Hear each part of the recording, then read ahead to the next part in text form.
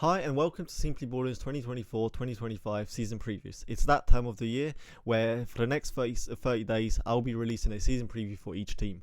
In each preview there will be a quick season and off-season recap. Then following that we'll be looking at what's in store for each team. We'll be looking at some of the key questions that they have, some of the positives, some of the negatives. It will be digging deeper in some of those areas. And at the end there are some final thoughts with prediction of the standings, their floor, their ceiling, some of the playoff chances and some other fun predictions. So today we're going through the Miami Heat, and their season from October to April was pretty much the same as last year, except this year we didn't get a potential playoff run with everyone healthy, and that's literally the most unfortunate part, because that just makes the whole season just worse, because they're not that good in the regular season. Whatever the outcome could have been, it doesn't matter, because for all we know, that core fully healthy could have had the same results, losing to the Celtics in a bad fashion. But if that was to happen, the view of this team could have been different and it could have pushed them in a different direction. And that's again one of the most unfortunate parts, that they couldn't even have the opportunity to see what the core could have done with Terry Rozier, with a healthy Hero, with a healthy Butler. Because we still don't know what a healthy Butler and a healthy Hero at this stage of their careers look like. Because last year we didn't see that with Tyler Hero getting injured. And that's the whole question of what could they have done if they were healthy. There's no way of finding it out without seeing it, and because of it, you can also talk yourself into seeing it for one more time, and that's pretty much what they did this year.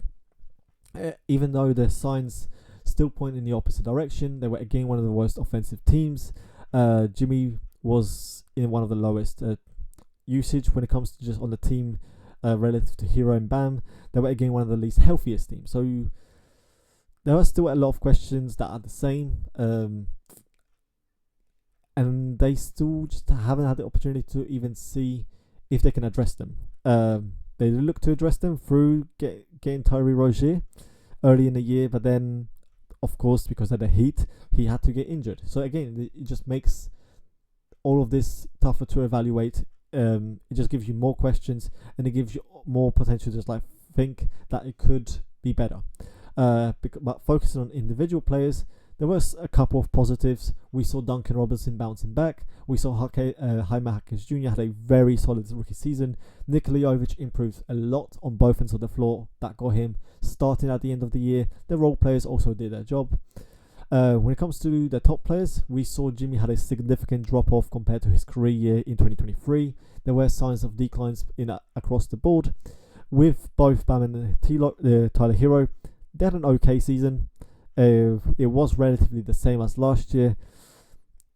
There weren't many huge swings in their games that could make me think different, that if they were healthy, it was going to be a different story. When it comes to their off-season, it was just another disappointment. The only way I thought that this team could have helped themselves was reshuffling their core. They needed a change for something new, because sometimes a change for the sake of change is needed, especially when even in previous years this core needed a change to get them over the hump. And when it comes to this particular core, they already tried this for 5 years. They needed a change of something. And that change apparently included bringing Alec Burks in, drafting Kelly Ware, and a bunch of two-way players, and bringing back all of the other role players. Even if you want to make the argument that Rozier, because of his late start and injury, should be seen as the acquisition this year, that would still be disappointment, because a Terry Rozier caliber player wasn't going to change this team, even if they acquired him in the offseason. And on top of that, there was the whole situation with Butler and the whole extension talk, and potentially him playing the last season in Miami. That has kind of slowed down with how he approached the media day. But again, that's another question to have over the heads. So this could be potentially the last season of this core, and hopefully is a much better one than what we saw this year. So what's in store for the Heat? It's Butler's contract year. What is that going to look like? Will we see a bounce back season from Butler? Not just with his ability to play, but how he approaches the season. Because the last few seasons he has been dropping in touches and responsibility. So can we just see him bounce back in being used a lot more? There are so many questions on who even starts. There are questions on what the backcourt should be. There's a question on who should be the front court. There's the question of, do you play two bigs? There are still so many questions when it comes to that, and we have 3 weeks before the season starts. Not knowing your starting lineup before 2-3 weeks before the season is a concern. But then there are still a bunch of positives. As the Hackers and Jovic growth, can they take a leap to swing things for the Heat? Can Highsmith expand and improve his game even more? To go from just a okay 3-and-D player to a impactful offensive player on top of the defense. Is this new improved Duncan here to stay? Because he had a really good year. Was it just a blip? Was it just because the defenses didn't figure him out? Can he add something more? Because he showed a lot that could help his team in so many ways. So a lot of the season will be on his improvement. Then there's the Kel'el Ware Bam Adebayo minutes. That could be a big thing. Not sure how big of a thing is going to be early on in the season, but it's still something worth tracking. Then there's a whole Rozier Hero backcourt. How is that going to look? Should they even start? Who adapts the game more? Who's going to be playing off ball and on ball? Then is how much will Rozier change things for them? Because that was the big acquisition. They did trade a first round pick for him. They did get themselves closer to the second apron for him. So how much of a change can Rozier bring to them? Finally, will the offense finally get better? Is it still running things through Bam Adebayo and Hero, where it has led to so many games in the mud? Can they adjust their shot profiles and style? Can they run faster? Can they crush the glass more? Can they be better in transition? What's next for Bam Adebayo offensively? Can he also win his first DPOY, please? Because here he's been already showing the kind of growth and impact he has defensively in so many different roles and ways that he affects on that end. He needs, at this point, he needs to win a DPOY. It's going to be unfortunate for his career if he doesn't win one. And related to that, will the defense continue to be just as good even against better competition? Because that's one of the things that they struggled with. Their defense did drop off when they saw better talent. So the first thing is about Butler.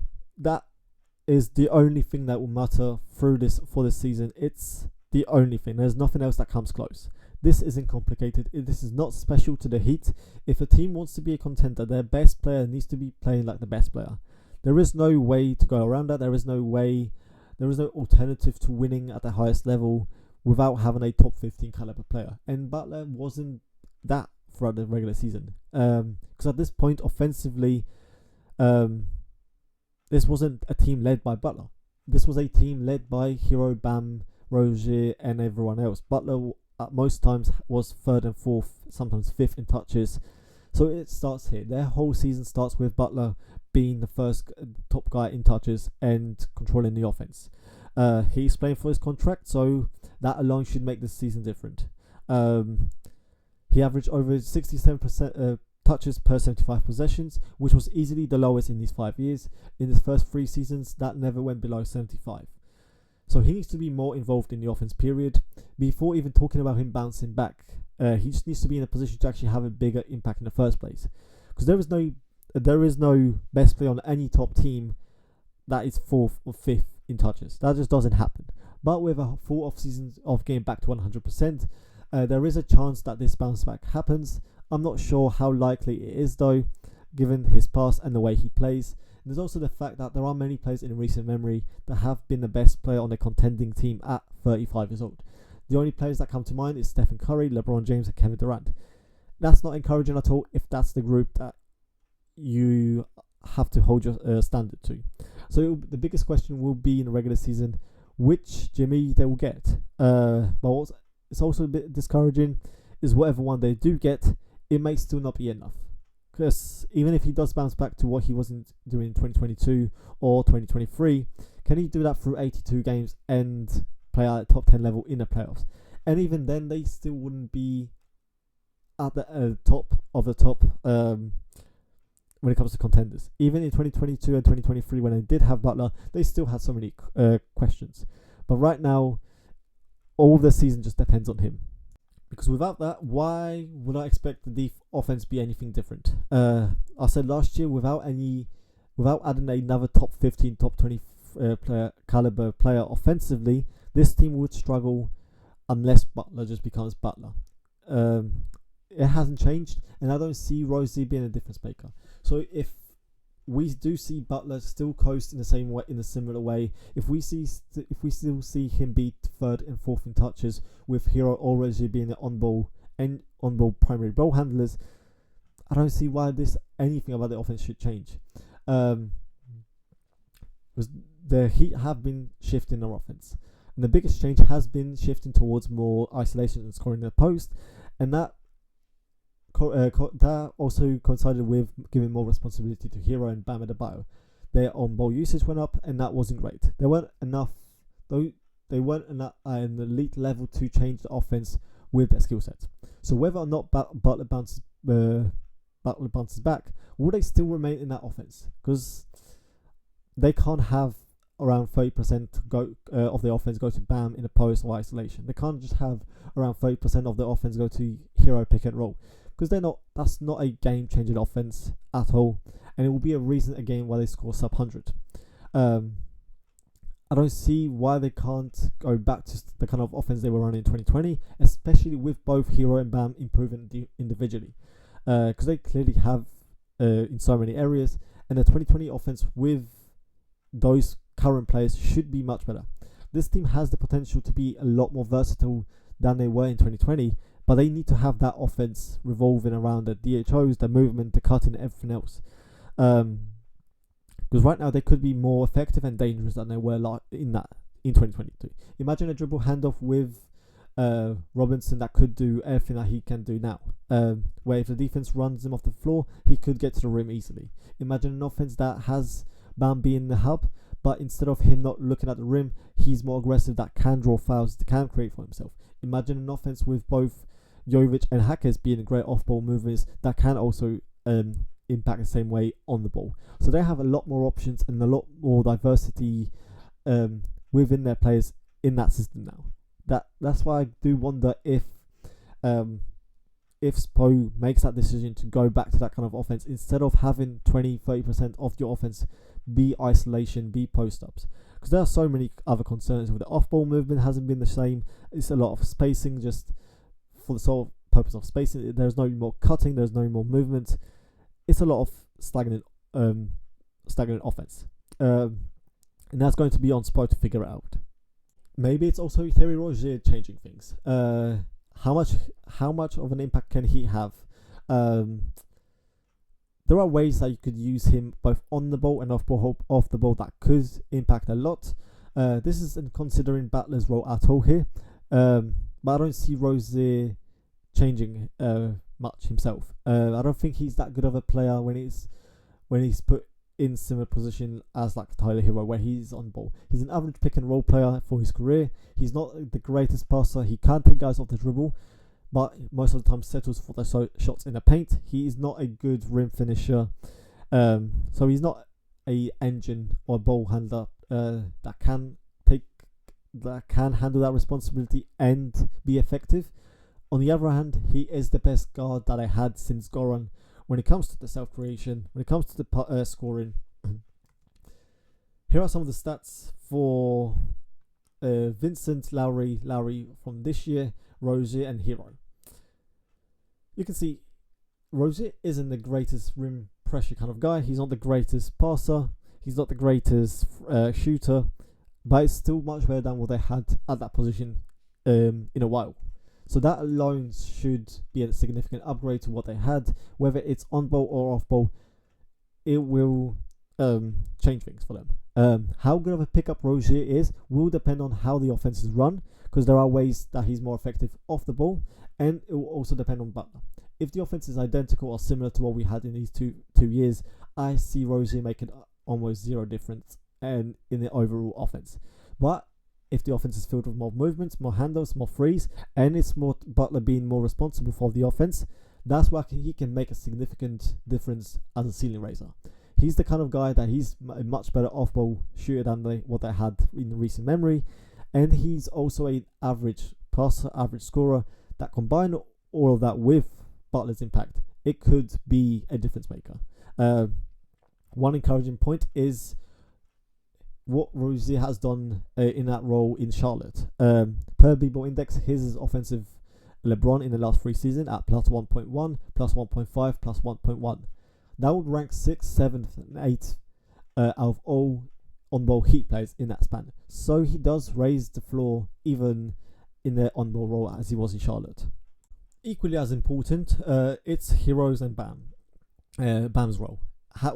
What is that going to look like? Because in the last 2 seasons, they saw a lot more usage, a lot more touches, and a lot more offense running through them.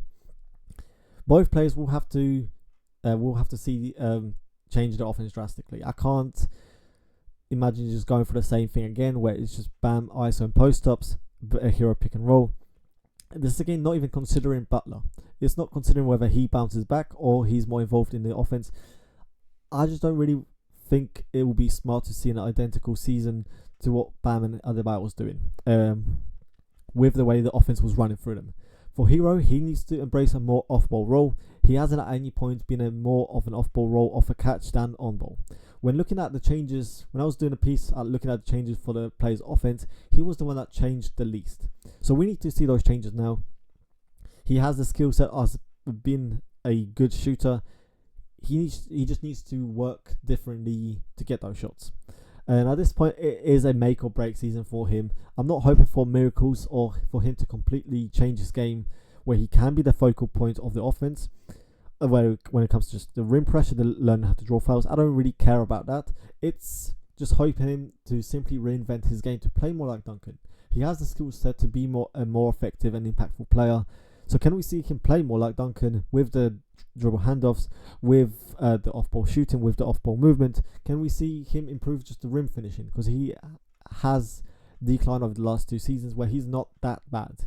Can we also see him have a better shot selection and a shot diet where he takes more contested threes and looking to be an off-dribble pull-up 2 guy? Also, can we see a bigger jump defensively? Because he has shown improvements defensively. He has shown he's capable of just playing the passing lanes. He can hold his own at times. He needs to show that he can have a more significant impact on both ends of the floor that just doesn't end with 20 points on 18 shots.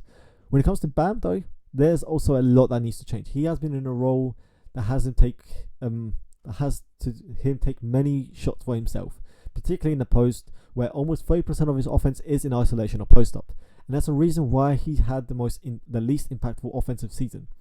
He was also one of the worst rollers in basketball, because he settled on way too many jumpers, and that habit of going up for contested shots rather than making a pass also hurt too. A lot of his pick and roll just ends in the same way as it would with him going to a post-up or isolations. So even his pick and rolls add up to the self-creation, where it's looking like he just goes into the post for a sub-optimal shot. So similar to Hero, there's been this push that has him in that role, and he has had the freedom to take those shots, but there needs to be a change in that offense. We know he can create in the mid-range, but just because he can, that doesn't mean that he should, especially at this volume. And there's a reason why this offense has suffered like the way it has. It's because he has been used as an inefficient scorer than a hub for everyone else in the same way he was in 2020. So can we see him roll harder to the rim? Can he become more of a threat at the rim as a self-creator? Can he learn to be a passer and a scorer better at the same time? So those are some fun questions that would help a lot for this offense. Then there's the question of just, will he turn himself into a spacer? Because he's talked about that a lot. He mentioned that he's looking to get 100 threes in a season. So he's going to come out with shooting 3, 5 or 7 threes per game, because that could just change a lot for him and the offense overall. So he's coming off a great Olympic run, and that could be the difference maker. He has with just some of the players, how they were treating him, how he looked with his confidence and the change in mentality, that could potentially be a leap season for him. So I'm very curious about the direction that Spoelstra will go this year after the 2 years we've seen from both Hero and Bam. But my gut also is telling me that we're going to see a bunch of the same thing from them. But if there's anything that is fun about this season that we should watch out for, it's just the young and role players development. They do have so many players that can help the ceiling of this team. That's when I can see the argument that this team is more talented than any other team. They have Highsmith, Robinson, Hackers, and Jovic. Those four all have different type of skill set that are effective in so many different ways. There's a defense, there's ball handling, there is rim creation, there is shooting. All 4 of those players bring you something different. Starting with Robinson, he had the best season of his career. If you want to look at his whole season, I've taken a much bigger deep dive at my Substack at simplyballing.com. But how much of that is here to stay? How much of it was just defenses not paying attention to him? How much of it is just him making the defense shocked? I don't think this was just a blip, nor was it him taking advantage of an unprepared defense, because his movement isn't predicted on the defense not scheming for him. His IQ, passing, and everything else that he brings is just him being an effective off-ball player. The only thing I can see taking a dip is his pick and roll. That has showed up throughout the season where defenses did press more, a lot more. They did took that action a bit more seriously, and that added pressure did make him flustered. They did make him make a lot more mistakes. So that's one of the things I can see take a dip. But everything else, I'm expecting the same kind of season if he's healthy. There wasn't anything else that he just added that can't continue. His rim finishing has been good for his career. He has that size. He has been able to just find his way to the rim after being closeouts. His cutting and off-ball movement will always stay there if he's healthy. Next is Highsmith. He was pretty simple. His defense is going to be key everywhere. And we already seen that a lot this year where he's been taking on the toughest matchups possible, and that has been fun to watch. His defense is just as fun as watching someone score a bunch of points, and I can't wait to watch him play the defense again, because he just takes on the toughest matchups. He will do everything that you need him to do.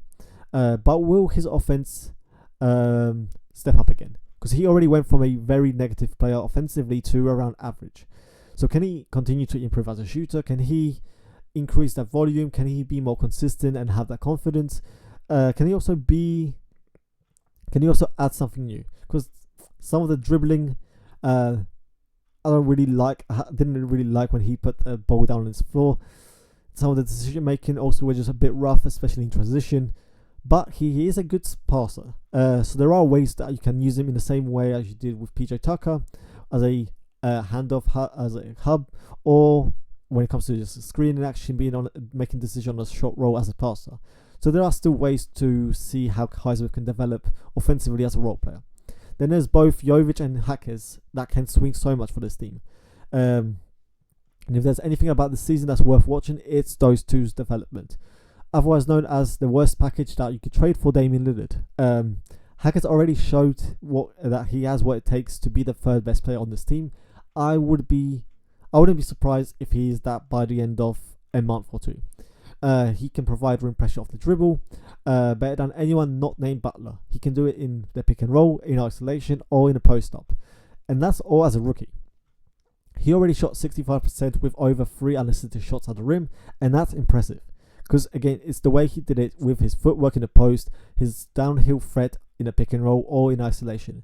If he doesn't get any better, the floor is already one of the most efficient wings that can handle the ball, that can flush with some passing, but he should get better, and that's a thing to watch out for.